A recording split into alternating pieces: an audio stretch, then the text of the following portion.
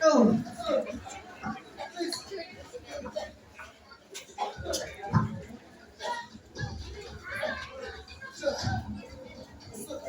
No, please.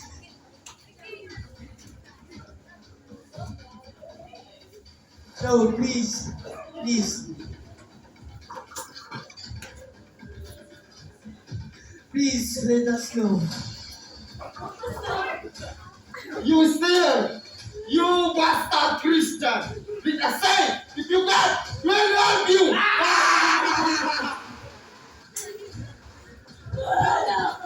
No, let's go. Let's go.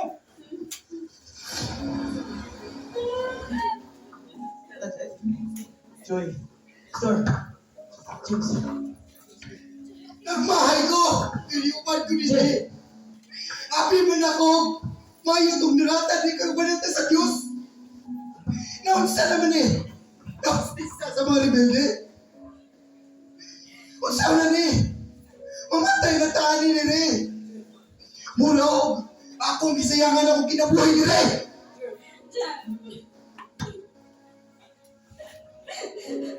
Ayaw mag-anak dyan. Dahil katuyuan na Ginoo nga nung ipaabot na niya tinigam kita dyan.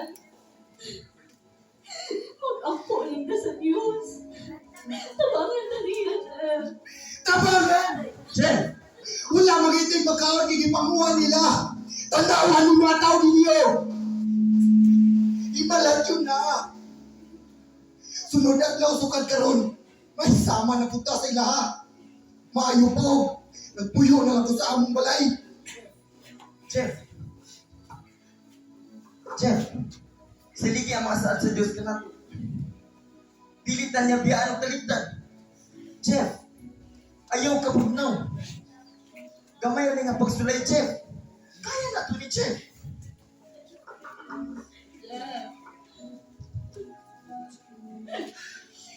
Maging suway. Samtang ano, pagkita ito suway. Gamito na ito kini sa pagsagyo. Umanigo-nigo. Friends, please, listen to us. I know how hard it is to be in this situation. You feel hopeless. It feels like you are in the darkest part of your life. Friends, let me tell you that there is one true God, Jesus Christ, who truly cares for each one of us. Yes, He is God.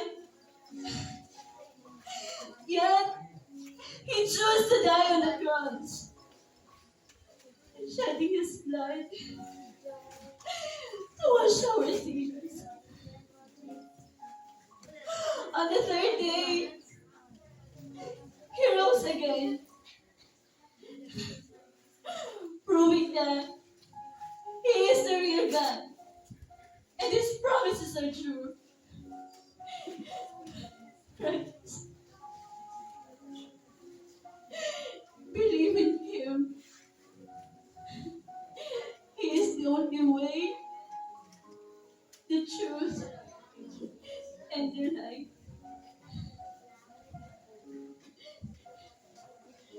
The true God is I. If Jesus Christ is true God, why are you here? Why did that help you? He has the purpose of sending us here. He sent us for you to hear the gospel. He will provide a way for us to be saved from here. Everyone, you need to believe to the Lord Jesus Christ. He gave you an everlasting life, a beautiful life in heaven with Him. And every pray to God.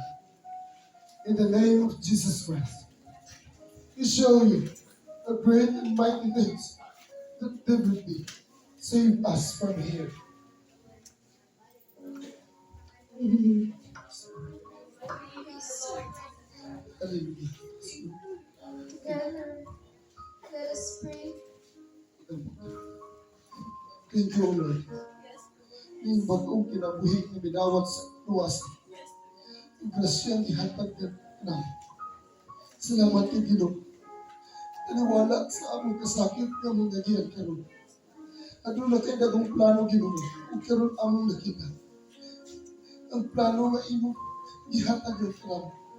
Tunay mga kalag na luwas ug kabalik diha sa imong mga dinan. Salamat kay Ginoo. Salamat sa imong pagmaayos sa matag usa ka namo. Ang akong mga pag-ampong Ginoo upad sa akong akong pagpasalamat.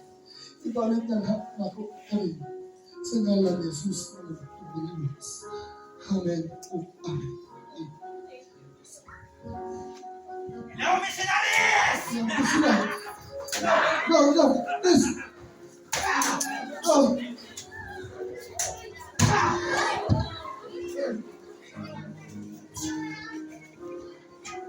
Everyone, the Sudanese armed forces have traced her hideout.